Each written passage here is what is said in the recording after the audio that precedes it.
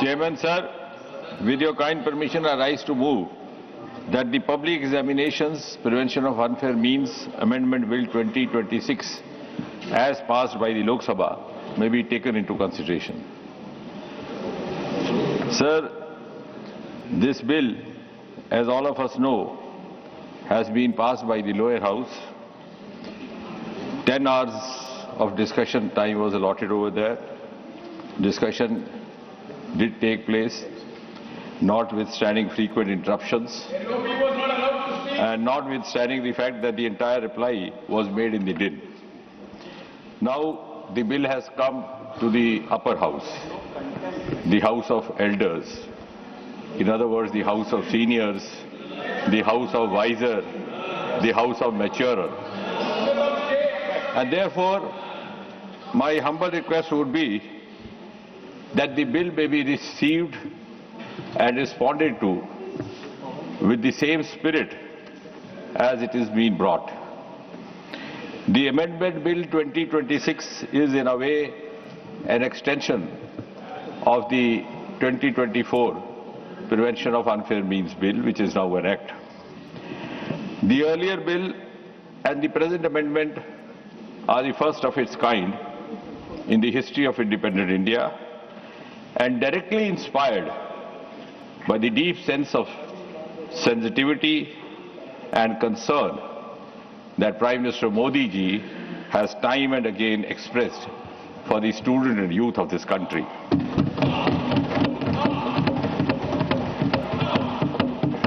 The bill also testifies that this government does not stand on prestige. We never stand on prestige. We are open to healthy inputs. We are open to constructive suggestions from all quarters. And that is exactly the reason why, in the wake of the recent sequence of events, Prime Minister Modi ji lost no time to declare that nobody will be allowed to jeopardize the future of our children, and also announced the resolve of zero tolerance to paper leak. And hence, this legislation, which seeks to make amendments in 2024 Act in order to make it more stringent, more deterrent, is being brought in. My humble request to all the elders in the House is that please help us implement this legislation effectively, and if there are any suggestions for improvement, I'll be taking note of it. I know by now most of the content of the bill is known to you. It has also been extensively reported in the media. Nevertheless, for a quick recall, I may state that this bill is a reaffirmation of the government's highest commitment to safeguard the welfare of the students and youth of this country.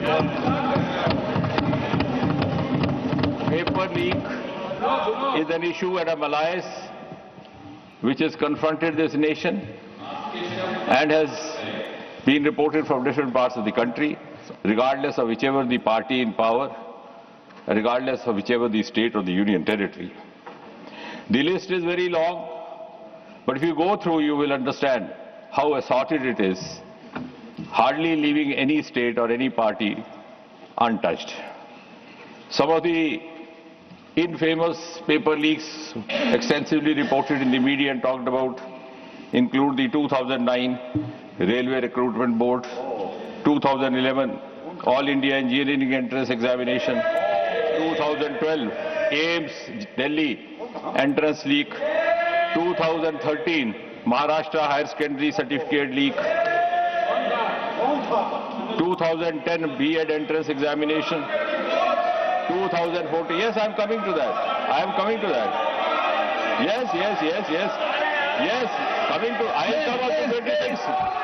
I am going to come up to 26. Let the minister speak, please. I said I will come up to 2026. UP 2010 B.Ed entrance examination, UP 2014 combined pre-medical examination, UP 2015 Uttar Pradesh Provincial Service League, Tamil Nadu 2012 Tamil Nadu Public Service, West Bengal 2009 joint entrance exam, Rajasthan 2018 Police Constable recruitment scam, 2019 Rajasthan Librarian Grade 3 scam, 2020 Rajasthan Junior Engineer, 2021 Rajasthan Eligibility Examination, 2021 SI recruitment exam, 2022 RPSC school lecturer, 2022 police constable, 2022 senior teacher grade 2 examination, same year RPSC Public Service Commission, 2023 Rajasthan REET exam, 2019 Odisha Teachers Eligibility Test, 2023 Odisha Staff Selection Examination, 2016 Karnataka UC, and very recently Jharkhand Public Service Commission, irregularities in combined service. Now the suggestion is to come to the current, yes. So 2026, current year, Punjab Pharmacy Officer Recruitment Scam. So this is latest. Please. And even more recent, Karnataka Veterinary Officers leakage.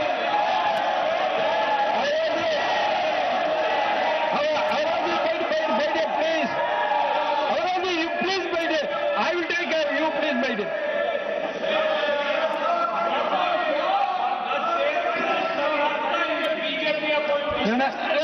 Please. Nothing will go on record except the minister's speech.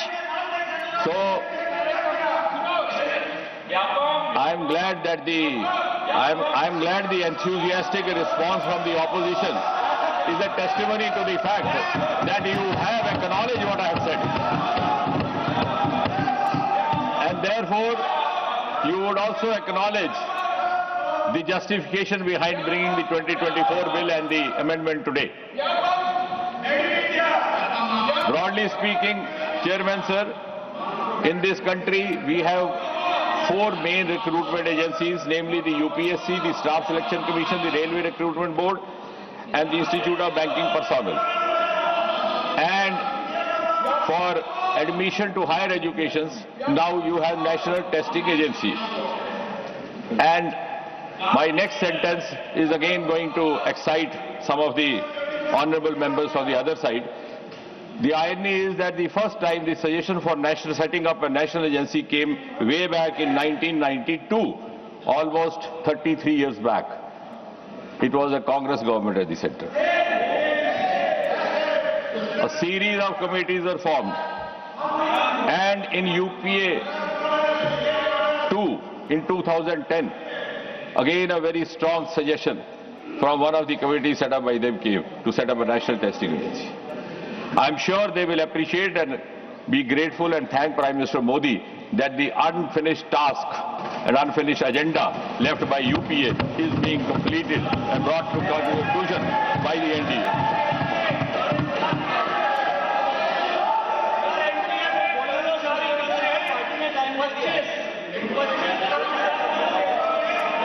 And therefore, please take your seat. And therefore, in an honest bid, please take your seat, sir. Don't get agitated. In an honest bid to carry forward what could have been carried forward by the earlier governments, the Public Examination Bill 2024 was brought in January 24. It was enacted in February 24, implemented in June, and also notified in June 24. The bill's main objectives at that time were to give greater transparency. Honorable member, please take your seat. Yes, that is precisely the reason you didn't bring the bill. Because you go back to your seat, please. The bill sought to bring greater transparency, greater credibility. And I'm not saying this. There is a strong opinion in this country that this agency was not brought in because there were certain vested interests involved, and which were not compatible with transparency. But here it was a noble thought to reassure the youth that their sincere and genuine efforts would not go unrewarded in the hands of a few vested interests, and to ensure that their future would not be jeopardized by self-seeking. Your party is having sufficient time. You can give notes to your speakers and you can speak also. Please wait. Please take your seat. Pankaj, you take your seat. Bringing it national testing agency no running commentary, for please. 53 years.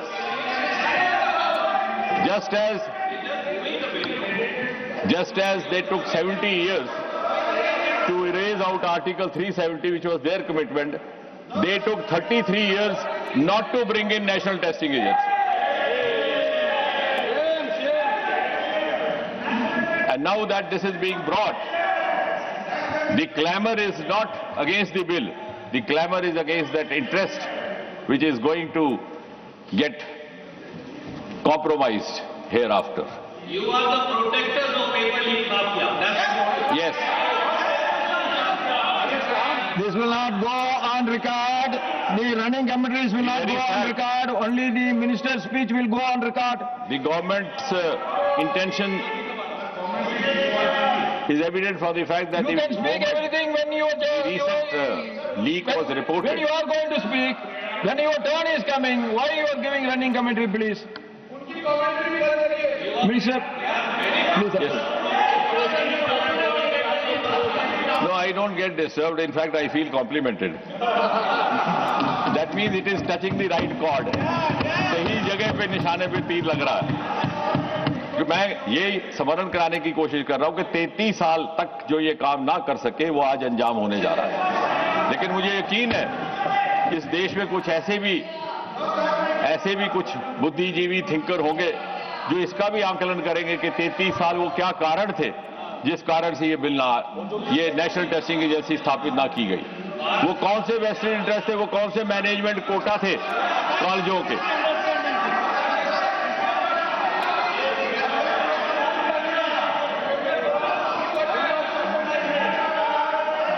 And as far as the recent case is concerned, immediately it was handed over to the CBI. It is being followed as per the Prevention of Unfair Means.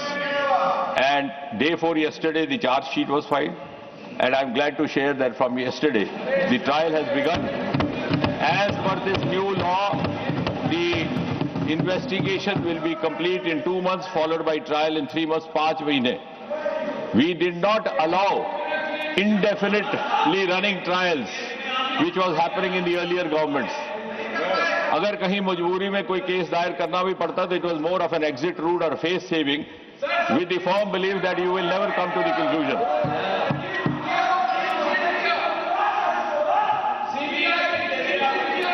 मैं उसका भी बताऊंगा, but I'll speak elaborately during reply. What he is saying is, I thought Jairam ji is a very well-read person, but possibly he has not read the news report in full. Mukhia was never implicated in 2026 case. A, he was also not implicated in 2024 leak. While rounding up, मैं आपने पढ़ी नहीं खबर. While rounding up, since he was a known scamster in Bihar for paper leak, so when they were rounding up the suspects, he was also taken in. But per se in this case, he was not involved. And that is the report. I thought you read more than me. But today I am glad that I read more than Jairam ji. Anyway, so sir, without wasting time then, because we have to go in for discussion, a number of speakers, and finally we'll also have the concluding remarks. Just to spell out briefly in 5 minutes these important provisions that are being brought in, just the call of the fellow speakers as well. In the earlier bill of 2024, we had the subsection 1 of section 10, where a person or persons involved were subject to 3 to 5 years of imprisonment and a fine up to 10 lakh. This has been increased to imprisonment of 5 to 10 years and a fine up to 50 lakh. As far as the service provider is concerned, now if Jairam ji has not read that, I will read out. What is the definition of service provider? नहीं, क्योंकि आप ही बार-बार टोक रहे हैं और कह रहे हैं आपको ज्यादा. Service provider means any agency, any organization, any body, any association of persons, any business entity, any company, any partnership or single proprietorship, any sub-associates, any subcontractors, any provider of support, of any computer resource or any material, by whatever name it may be called, which is engaged by the Public Examination Authority for the conduct of public examination. So this was a definition given in 24 itself, but just to recall. Now, in 24, the penalty laid down was fine up to ₹1 crore and barring them from conducting an exam for 4 years. This fine is now being increased to 5 years, and the concerned would not be allowed to conduct an exam instead of 4 years for as long as 8 years. Subsection 3 of Section 10, Director or Senior Management in connivance. Imprisonment earlier was 3 to 10 years in 24, now it is being increased to 5 to 10 years. Fine was up to 1 crore, it is now being increased to 5 crore. And organized crime, the mafias, which sometimes prompt us to oppose the bill. Mafia is a larger nexus. It could involve persons from the business community, persons from the crime world, and persons from public life also sometimes, unfortunately. And the echo buzzes all around. And for this organized crime committers, the imprisonment earlier was 5 to 10 years. It is being increased to 7 to 10 years. And fine was earlier not less than 1 crore. It is now being increased to 10 crore. And most importantly, there is a provision of special fast-track court, so that the powers that be do not find an exit in filing a case, sleeping over it, and allowing the same malice to continue as was happening before 2014. The Special Task Force, this is a new provision involved, and therefore, in the Act, we are adding Section 12A, a new section. The investigation could be conducted by a police officer, could be conducted by a central agency, if the government chooses to refer, as has been done in the current case, and also by a special task force, namely the STF. And the investigation will have to be completed within a period of 2 months, followed by trial within a period of 3 months, so that the special fast-track court will be able to exclusively deal with this. The special prosecutors will be nominated or appointed in consultation with the concerned High Court, and on justifiable grounds alone, the appeal provision is laid down, not in normal cases, that too to the double bench of the High Court. And beyond 30 days, unless the High Court is satisfied, it would not be possible to file an appeal, and in no case beyond 90 days. Now, may I also add over here that in the course of these few days when the bill was in process, it was being put up in Lok Sabha, it was being taken up in the discussion, the action has simultaneously started. We requested the Ministry of Law, and I'm glad the Department of Justice has already set up 6 special fast-track courts in this country. More are in the making. One of them is Delhi, where the trial has started yesterday in the current case. The other one is Mumbai, then in Calcutta or Kolkata, 4th for Madhya Pradesh, Bihar, Uttarakhand, and more are incoming. And as you all know, Prime Minister made this announcement and also said this in a video.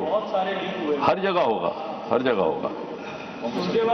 ये तो अभी हमने तुरंत ये इसलिए किया कि दिल्ली का केस था तो इस 6 जगह हो गया. A task force has been appointed with Nandan Nilekani, the co-founder of Infosys, S. Somanath, former chairman ISRO, Tapan Dekka, ex-DIP, Dr. V. Kamakoti, director IIT Madras, Chennai, Anita Karwal, former secretary education, and Amrita Lal Meena, logistics expert. And repeatedly it was said that immediately for going into the vision provisions of the National Testing Agency, I don't know how this misconception has been sought to be created, that the Radhakrishnan committee which was set up in 2024, the recommendations have not been implemented. I would like to share with this August House that out of the 46 key recommendations, 35 already stand implemented, that is more than 76%.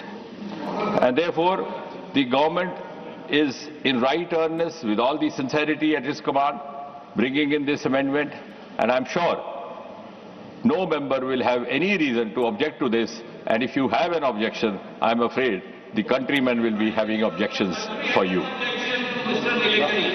Now the motion is more.